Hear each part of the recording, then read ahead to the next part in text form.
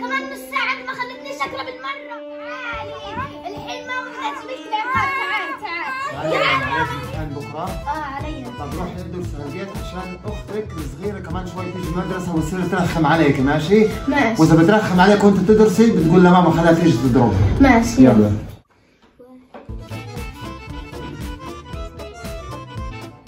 بدي اروح يا ماما ارخم على اختي. ما تروحيش ترخم على اختك، مكفي عليها امتحان رياضيات مش فاهم ولا كلمه، بتروحي هناك عندها وبتسكتي سكوت. ماشي خليني بس اسمع لك صوت. يلا روحي. ماما سكتني مش هرخم على اختي. شو زي تعملي هنا؟ انا بدي اعرف اقرا، بدي اعرف اقرا والله. غير الحين انادي لك ماما. يلا روحي زي ما قلنا ماما. يلا روح. حرام يا اختي فكرتني انا خلص رحت والله فقعت في المسدس. عباد طلاب الصف الأول 10 دنانير وتبرع أميرة ب4 دنانير. شو هذا يا الله؟ والله امل ما هي خلتنا اقرا بالمره. مين انت؟ مين؟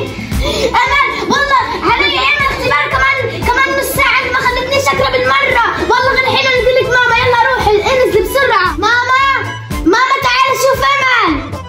ماما شوفي يا ماما شو مالها أمل أختي؟ كيف سمع أصواتكم من وأنا قاعدة هنا؟ امل يا ماما بدها تلبس الهكر طيب ماشي، أنا عندي فكرة كتير حلو، بس خليها هلا تيجي عندك وأنا عندي فكرة خليها تسكت عنك. ماشي؟ ماشي.